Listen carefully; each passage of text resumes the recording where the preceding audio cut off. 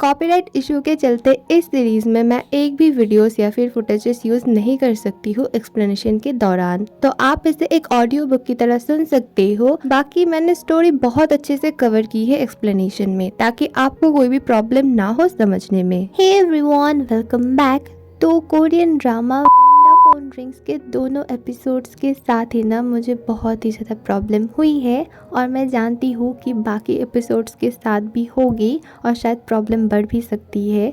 लेकिन आप में से बहुत लोगों ने मुझे रिक्वेस्ट किया है कि मैं इस सीरीज़ को कंटिन्यू करूँ। सो फिलहाल के लिए आपके लिए मैं एपिसोड 3 को एक्सप्लेन करूँगी, लेकिन इस एपिसोड में कैसा रिस्पॉन्स आता है और प्रॉब्लम्स कितनी आती है यही देख के मैं बाकी का डिसाइड करूँगी।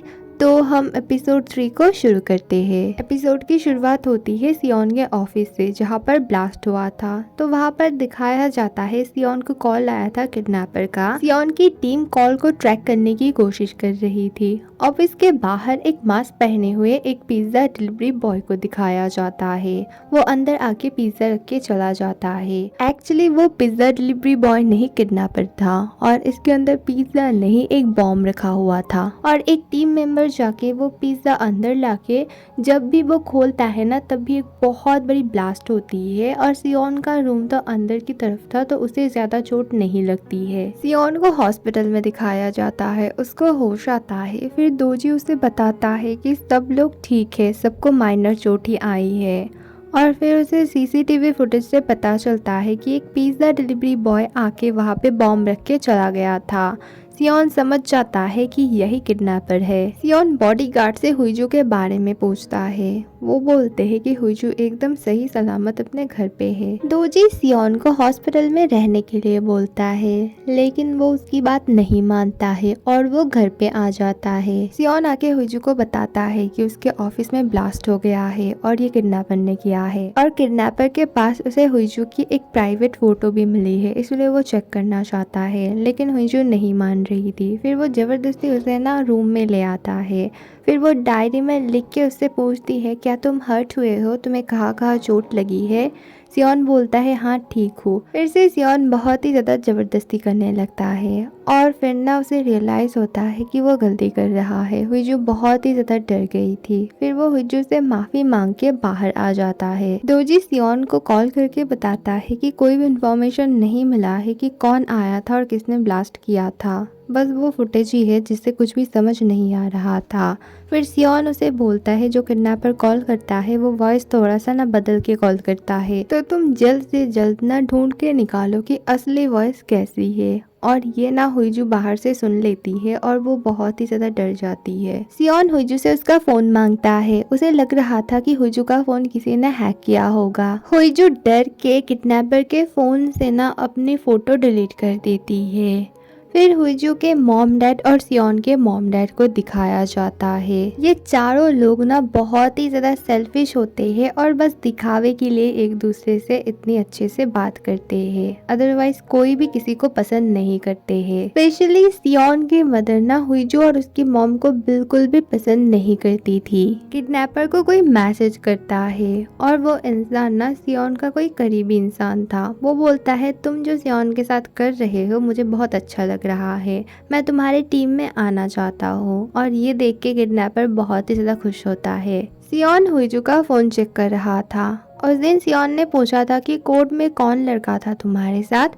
फिर हुईजू ने बताया था उसका नाम जोंगू है और वो मेरा कॉलेज दोस्त है। सियोन उन दोनों का ना चैट भी पढ़ने लगता है। वहाँ पर उसे एक ओल्ड फोटो मिलती है। उस फोटो में एक ऑर्फनेज के सामने कुछ बच्चों के साथ जोंगू और हुईजू खड़े हुए थे। उस ऑर्फनेज का नाम था नूरी ड्रीम सेंटर। सियोन नूरी ड्रीम सेंटर के बारे में पता लगाने की कोशिश कर रहा था। जोंगू, यूरी और उसके टीम को दिखाया जाता है। सब लोग अपने अपने बारे में बोल रहे थे, लाइक किसने कैसा क्राइम देखा है, इस टाइप की बातें। तो जोंगू अपने बारे में बोलना स्टार्ट करता है। वो बोलता है वो एक ऑर्फनेज होम में बड़ा हुआ है जिसका नाम है नूरी ड्रीम सेंटर, और वहाँ पे जब वो था छोटा था उसी के पास बहुत ही एक रिच आदमी का घर था। जोंगू उनके घर में जाया करता था उनके बेटे से खेलने के लिए, क्योंकि वहाँ पर ढेर सारे खिलौने थे। लेकिन वो एक दिन जाता है और उसने बहुत ही शॉकिंग चीज देखी थी। फिर वो वहाँ से भाग गया और कभी भी वहाँ पर नहीं गया।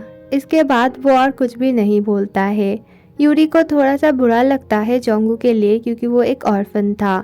जोंगू हंस के बोलता है मैं एक नॉर्मल इंसान हूँ। सियोन चैट में पढ़ता है कि जोंगू ने आज हुजू को लंच पे बुलाया है और अचानक यूरी उसे लंच के लिए ना ऑफर करती है। वो उसी रेस्टोरेंट में जाने के लिए राजी हो जाता है। रेस्टोरेंट में दिखाया जाता है जोंगू और हुजू को। वहाँ पे यूरी आती है और यूरी बोलती है आज मेरे साथ एक बहुत स्पेशल गेस्ट आने वाले हैं। और तभी ना वहाँ पे सियोन आता है। सियोन को देख के हुजू बहुत ही ज्यादा घबरा जाती है। अचानक ना ऑफिस के बाहर डस्टबिन में एक ब्लास्ट होता है छोटा सा। फिर दोजी एक इंसान को देखता है मास्क पहना हुआ। वो उसका पीछा करता है। दोनों में बहुत ही ज्यादा लड़ाई होती है लेकिन जैसे तैसे करके दोजी उस आदमी को पकड़ ही लेता है और शायद ये किडनैपर होगा यही वो सोचता है। चारों एक साथ लंच कर रहे थे। जोंगू बहुत ही ज्यादा ख्याल रख रहा था हुईजू का और ये देख के ना सियोन को तो बहुत ज्यादा जेलसी फील हो रही थी। इसीलिए सियोन गुस्से में जोंगू से बहुत सारे उल्टे सीधे क्वेश्चंस पूछ रहा था और जोंगू को तो साइन लैंग्वेज भी आती थी। वो हुईजू से साइन लैंग्वेज में ही बात कर रहा था। ये देख के सियोन को और भी ज्यादा गुस्सा आता है। वो समझ जाता है कि जोंगू ने ना हुईजू के लिए ही साइन लैंग्वेज सीखा है। सियोन जितना ज्यादा रूड हो रहा था जोंगू उतना ही कामली सब कुछ हैंडल कर रहा था। मतलब सेकंड लीड है ना, हर तरफ से परफेक्ट तो होना ही चाहिए। हुईजू बहाना करके वॉशरूम जाती है और इशारे से ना सियोन को भी बुलाती है। फिर वो सियोन को इशारे में बताना शुरू करती है कि तुम मेरा पीछा क्यों कर रहे हो और तुम इतनी बदतमीजी क्यों कर रहे हो। वो बस एक कॉलेज का फ्रेंड है, बहुत पुराना फ्रेंड है। सियोन बोलता है मुझे तो लगा था कि मैं तुम्हें कंट्रोल करता हूँ, तुम पूरे मेरे कंट्रोल में हो, लेकिन नहीं, तुम बाहर इन सब से मिलती हो, तुम पर नजर रखनी पड़ेगी। दोजी कॉल करके सियोन को सब कुछ बताता है कि एक ब्लास्ट हुआ था, फिर एक जन को पकड़ा है। मुझे लगा था कि ये किडनैपर है लेकिन ये किडनैपर नहीं है, ये एक लोकल आदमी है जो घर पे बॉम्ब बना के इधर उधर टेस्ट करता है। फिर भी सियोन को पुलिस स्टेशन जाना पड़ेगा, इसीलिए सियोन चला जाता है और हुईजू को ना उसकी जो हेड है वो बुलाती है ऑफिस में क्योंकि इम्पोर्टेंट बात करनी थी। उन दोनों के जाने के बाद ना जोंगू और यूरी कुछ बातें करते हैं। जोंगू यूरी से ना सियोन के बारे में कुछ बातें पूछने लगता है। फिर पूछता है उसकी बीबी कौन है। यूरी बोलती है उसकी बीबी बहुत ही वेल्दी फैमिली से है, उसका नाम है इना और जो हुईजू की सिस्टर है और हमारे न्यूज चैनल के चेयरमैन की बड़ी बेटी है। एक्चुअली सबको ये पता है कि सियोन की वाइफ है इना जो हुईजू की सिस्टर है। सियोन दोजी को जोंगू के बारे में पता लगाने के लिए बोलता है और साथ में नूरी ड्रीम सेंटर के बारे में भी पता लगाने के लिए बोलता है। दोजी बोलता है मैं तो जोंगू को बहुत अच्छे से जानता हूँ, वो तो एक यूट्यूबर है और एक डॉक्टर भी, वो तो बहुत ही ज्यादा फेमस है और लड़कियों में वो ज्यादा फेमस है क्योंकि वो बहुत ही ज्यादा हैंडसम है। उसके पास 2 लाख से ज्यादा सब्सक्राइबर है। और ये सुन के ना सियोन बहुत ही ज्यादा जेलस फील करने लगता है। हुईजू को उसकी हेड बताती है कि उसका सिलेक्शन ना विदेश में हुआ है, इसका मतलब वो बाहर जा सकती है और अच्छे से अपने जॉब को कंटिन्यू कर सकती है। लेकिन हुईजू बताती है नहीं, मुझे पहले डिवोर्स लेना होगा तभी मैं जा पाऊंगी।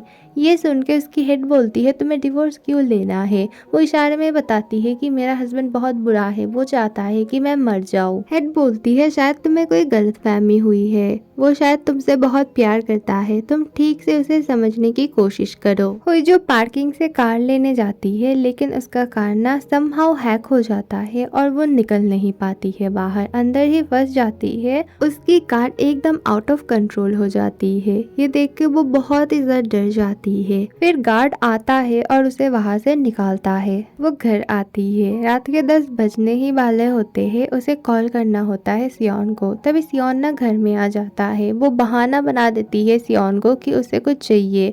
सियोन बोलता है ठीक है मैं बाहर से ले आता हूँ। सियोन के बाहर जाते ही हुईजू से कॉल करती है और उसके पास डिमांड करने लगती है कि अपने वाइफ को तुम्हें अभी डिवोर्स देना ही होगा। सियोन बोलता है कभी भी नहीं, मैं कभी भी अपने वाइफ को डिवोर्स नहीं दूंगा। सियोन हुईजू से बात करते करते ना उसके बहुत ही क्लोज चला जाता है और हुईजू बहुत ही ज्यादा घबरा जाती है। सियोन के ऑफिस में एक इंटरप्रेटर की ना वैकेंसी खुली थी और इसीलिए इंटरव्यू लेने वाले थे वो लोग। वो हुईजू को इंटरव्यू देने के लिए बोलता है। हुईजू पहले मना करती है लेकिन सियोन बाद में ना उसे थोड़ा सा गुस्सा दिलाता है, शायद तुम में टैलेंट नहीं है, तुम नहीं कर पाओगी। और ये सुन के ना हुईजू से बोलती है मुझसे बेटर कोई नहीं है, मैं सबसे अच्छा करूँगी और इंटरव्यू क्रैक करके दिखाऊंगी। लेकिन तुम्हारे मॉम डैड को तुम संभाल लेना, अगर उन लोगों को पता चल गया ना कि मैं तुम्हारे ऑफिस में काम करूँगी तो वो लोग बहुत ही ज़्यादा गुस्सा होंगे। सियोन जाके ना हुईजू के बेड में सो जाता है और ये देख के हुईजू बहुत ही ज़्यादा गुस्सा करती है और उसे बाहर निकलने के लिए बोलती है। सियोन बोलता है नहीं, आज तो मैं यहीं पर सोऊंगा। दोनों थोड़ी देर लड़ते हैं, फिर हुईजू भी मान जाती है, साइड में सो जाती है। सियोन उसे बताता है वो बहुत ही ज़्यादा टेंशन में रहता है उसे लेके, हमेशा ऑफिस में, घर में। आज इस 3 साल में मैं पहली बार इस कमरे में आया हूँ ताकि मैं एक सुकून की नींद सो सकूँ तुम्हारे साथ। मुझे तुम्हारे लिए टेंशन होता है, तुम मेरे पास रहोगी तो तुम सेफ रहोगी। हुईजू का पास्ट दिखाया जाता है। पास्ट में एक एक्सीडेंट हुआ था जिसमें ना उसके स्टेप डैड का एक लौता बेटा मारा गया था और हुईजू को भी बहुत ही ज़्यादा चोट आई थी और उसकी मॉम ना रोते हुए ये बोल रही थी कि तुम्हें भी मर जाना चाहिए था। उसकी मॉम बहुत ही ज़्यादा ग्रीडी थी। हुईजू के स्टेप डैड ना बहुत ही ज़्यादा अपसेट थे क्योंकि उनका इकलौता बेटा मारा गया था और हुईजू एकदम परफेक्ट थी और उनकी जो खुद की बेटी थी वो ना बहरी थी, मतलब कुछ सुन नहीं पाती थी। इसलिए हुईजू की मदर ना एक प्लान बनाती है कि अब से हुईजू बात नहीं करेगी। वो ऐसा पोर्ट्रे करेगी कि उस एक्सीडेंट से ना हुईजू को बहुत बड़ा शॉक लगा है और इसी सदमे के वजह से वो ना गूंगी हो गई है। सो यही रीजन था कि हुईजू किसी के सामने बात क्यों नहीं करती थी और पूरी दुनिया उसे सोचती थी कि वो म्यूट है। हुईजू के रियल डैड को दिखाया जाता है हॉस्पिटल में और वहाँ पे ना किडनैपर आ जाता है। फिर वो हुईजू के डैड के फ़ोन से ना हुईजू को कॉल करता है और बोलता है तुम मेरे फ़ोन का बहुत अच्छे से यूज़ कर रही हो, तुम्हें क्या लगा कि तुमने मेरा फ़ोन चोरी किया है? मैंने खुद तुम्हें लेने दिया है क्योंकि मुझे पता था कि तुम सियोन को फ़ोन करके ब्लैकमेल करोगी और इससे मुझे ही हेल्प मिल रही है। किडनैपर अपना फेस नहीं दिखाता है हुईजू को। हुईजू बहुत ही ज़्यादा डर जाती है और बोलती है मैं अब से कॉल नहीं करूँगी और प्लीज़ मेरे फादर को छोड़ दो। किडनैपर बोलता है इस बार तो तुम्हारे फादर को मैं छोड़ रहा हूँ लेकिन अगली बार नहीं, और तुम्हें सियोन को हर रोज़ कॉल करना है और ब्लैकमेल भी करना है। तुमने जब इस गेम में एंटर कर लिया है अब तुम पीछे नहीं हट सकती हो। हुईजू बहुत ही ज़्यादा डर जाती है और वो अपने फादर को देखने हॉस्पिटल जाती है। उसकी फादर की हालत बहुत ख़राब थी, वो बहुत ही ज़्यादा रोने लगती है। हॉस्पिटल में 2 पुलिस आए थे इन्वेस्टिगेशन करने के लिए। वही अपने कार में हुईजू को घर छोड़ रहे थे और हुईजू की ना तबीयत बहुत ही ज़्यादा ख़राब हो जाती है टेंशन में। फिर एक जगह उन लोगों को ना कार रोकनी पड़ती है। हुईजू बहुत ही ज़्यादा रोने लगती है, बोलती है मेरे साथ कोई नहीं है, मैं अकेली हूँ और इतने सारे प्रॉब्लम्स में मैं फंस चुकी हूँ। वहाँ पर ढेर सारी कार आती है और उसके अंदर ना वीआईपी कार से सियोन उतरता है। दोनों पुलिस ही घबरा जाते हैं। उन दोनों को लगता है उन दोनों ने कोई गलती की है, इसलिए स्पोक पर्सन उतरा है कार से। सियोन उन्हें बताता है कि वो हुईजू के लिए आया है, हुईजू उसकी वाइफ है। हुईजू तो ये सुन के हैरान हो जाती है कि सियोन ने सबके सामने एक्सेप्ट किया है कि वो उसकी वाइफ है। ओके, तो एपिसोड 3 यहीं पे ख़त्म होती है और एपिसोड 3 को ना मैंने बहुत बार एडिट किया है। इसके पीछे बहुत ज़्यादा टाइम और एनर्जी मेरी गई है और मैं डरते हुए फिर से ये एडिट करके पोस्ट करने की हिम्मत कर रही हूँ और ये लास्ट टाइम है। एपिसोड 4 शायद नहीं आएगा क्योंकि चैनल पर बहुत ही ज़्यादा इफेक्ट पड़ रहा है, बट डोंट वरी, मैं आपके लिए दूसरी कोई सीरीज़ या मूवी ज़रूर से लाऊंगी। आप ना कमेंट में बता सकते हो कि इस सीरीज़ की जगह आप क्या सुनना पसंद करते हो दूसरे एक्सप्लेनेशन में। मैं ज़रूर से ट्राई करूँगी और देखने के लिए और सपोर्ट करने के लिए वेरी वेरी थैंक यू।